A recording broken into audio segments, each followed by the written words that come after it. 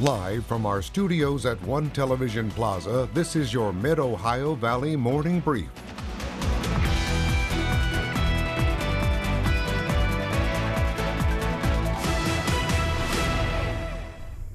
Good morning, Mid-Ohio Valley, and thanks for joining us today for your Morning Brief. I'm Emma Grace Myers. And I'm Henry Grof. We are now halfway through the week. And it is going to be a little bit slow because of all of that rain. I will tell you, yesterday I got home from the noon and I went to take my dog out. My dog notoriously hates the rain, and we walked out the front door of my apartment and she turned to look at me like it was my personal fault that it was raining, and she did not want to go outside. And I was like, girl, we gotta go. We gotta take a trip, come on. It's not your personal fault, so let me guess. It's Henry's. Blaming me for the rain.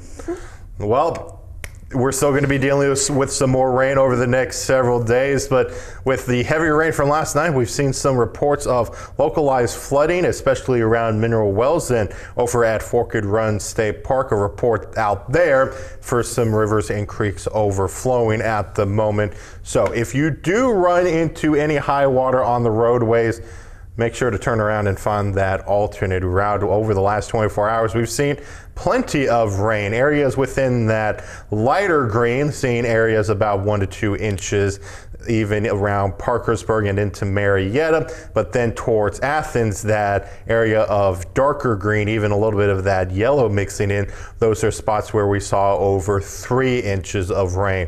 But so far, still looking at those flood warnings in effect in areas within the green, including Parkersburg and Athens.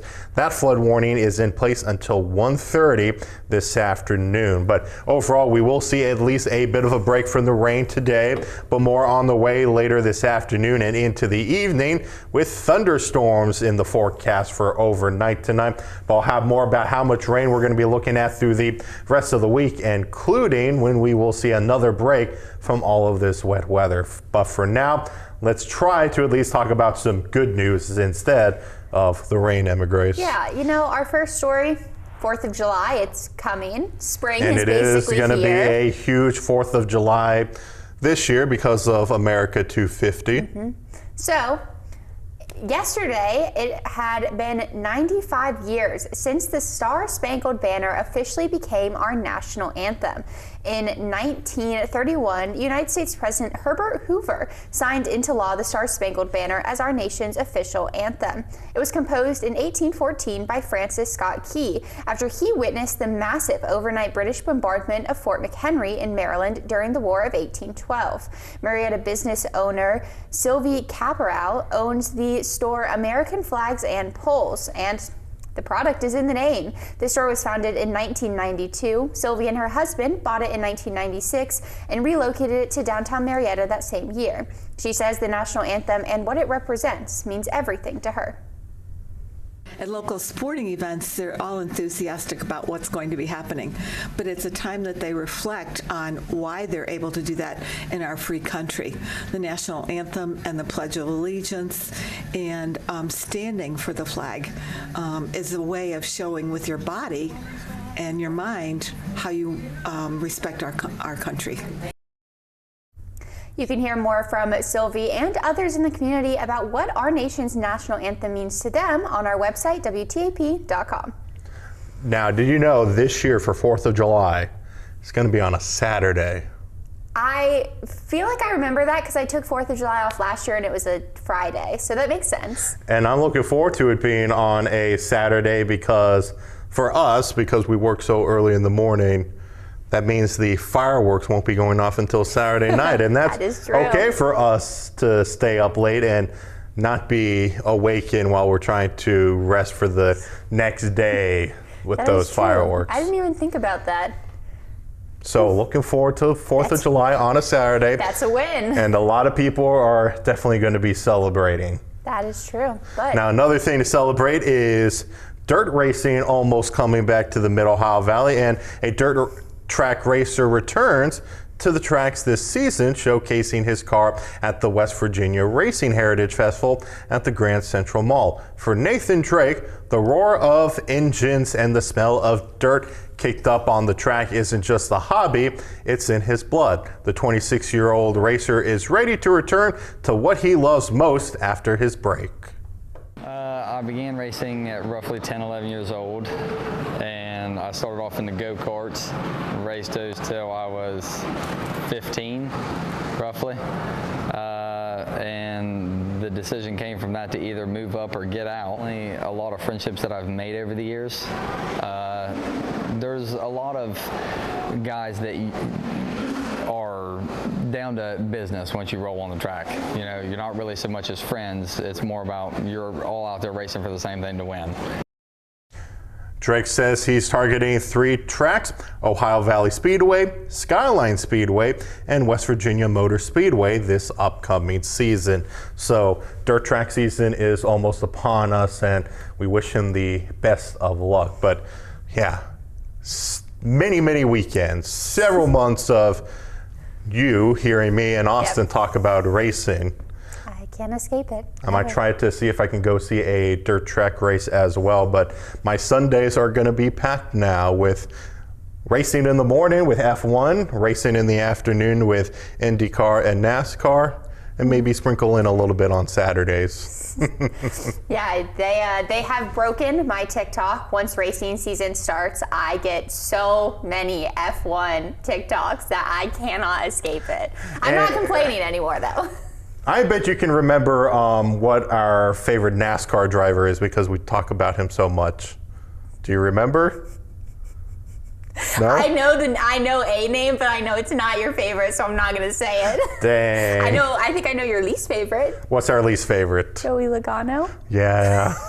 I knew that one. But our favorite, me and Austin, our director, we like watching Chase Elliott. Oh, yeah. I should have known that. And then we're also cheering on Carson Hocevar as well. Yeah, I like how I remember who you don't like, not who you like. I think that says a lot about what you guys talk about and what I listen to. It's all good. And then F1, I'm just hopping around at the moment, but this year I'm going to try to cheer on Cadillac as their new entry into F1. I have picked my F1 person is Oscar Piastri.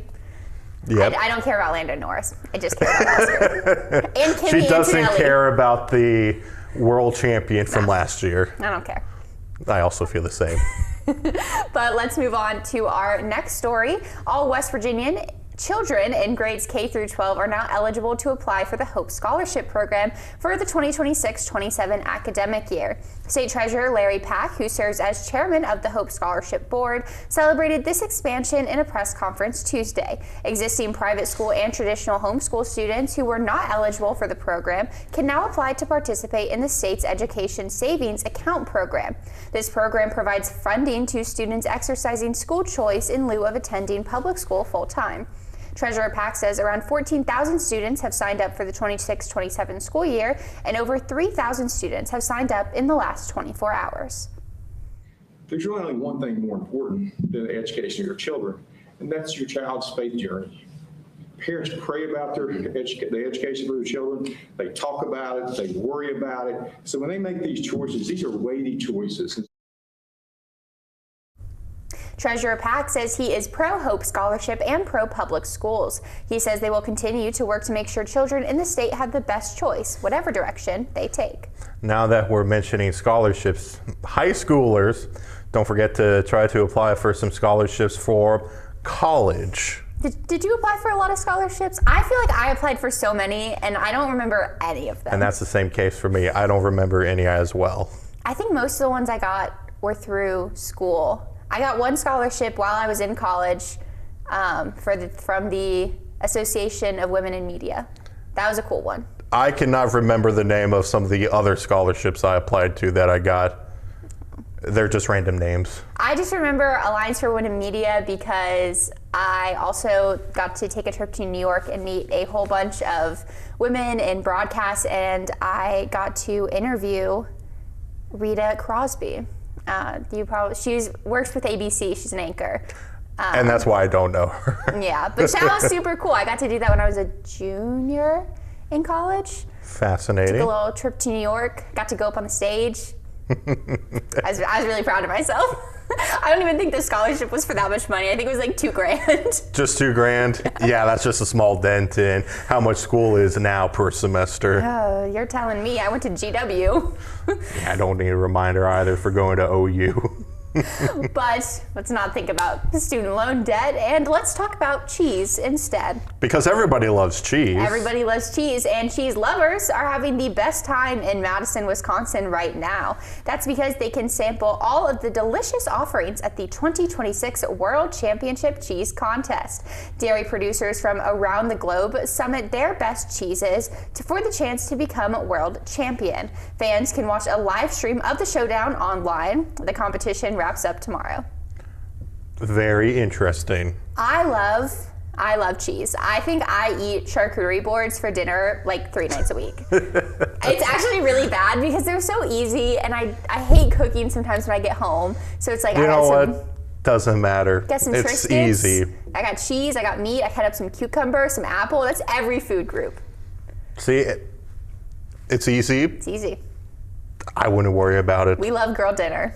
We love girl dinner. And for me, I always love pepper jack cheese and also shredded cheddar cheese from Skyline Chili. Of course. Gotta mention that. Of course. That big amount of cheese you get when you get a 5-way or even a coney. Okay.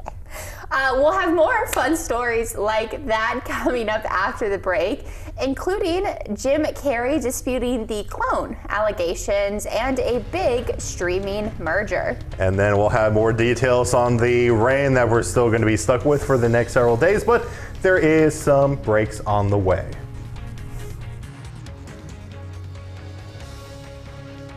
Now, here's your first alert weather update with meteorologist Henry Grof.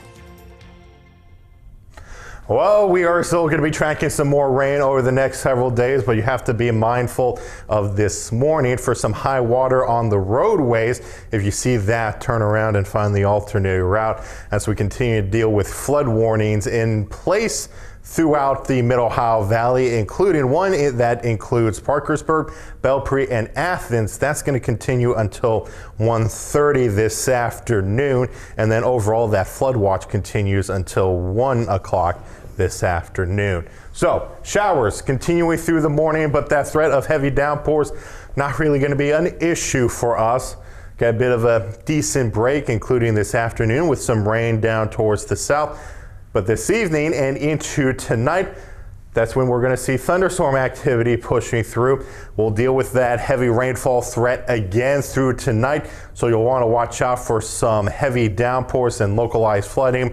Once again, that will persist through your morning commute, and then overall hit or miss showers, some numerous through Thursday afternoon, and again still stuck with us into the evening. But as we get into your Friday, we'll deal with some showers in the morning, but the afternoon, all of that should start to move out of the way before that next round comes through going into our Saturday. So looking ahead at how much more rain we could be seeing into tonight, some of those thunderstorms helping to bring in another inch of rain, and we'll continue to add on to that with close to 2 inches of rain and even more north of US 50 going into early Friday morning. So we're still going to be dealing with some flooded roadways, so you'll want to watch out for that as we move through the rest of the week. But looking at your day planner ahead, mainly cloudy skies into the upper 50s by 1 o'clock. Temperatures expected to stay steady as more rain comes through for your evening, especially with that chance for some thunderstorms as well. Looking ahead at tomorrow's temperatures, will be into the upper 60s, even some trying to hit that 7-degree mark. And looking at that 7-day forecast, continue to get warmer on Friday, low 70s. Mid-70s on Saturday. We do have a cold front coming through, so that will allow for some thunderstorms, but then cooling down a bit into Sunday into the mid-60s. And looking at next week, Monday starts off quiet and still holding on to those 70s, 75 into Tuesday. Now, time to take a look at what's trending.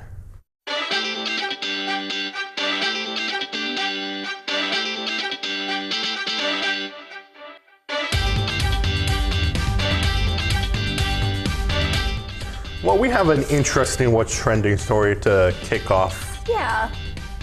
So I get a lot of conspiracy theory TikToks and like posts, right? And so a lot of them recently have been about people being cloned. Like the people we're seeing out, celebrities specifically, out in public are not themselves. Could I be cloned?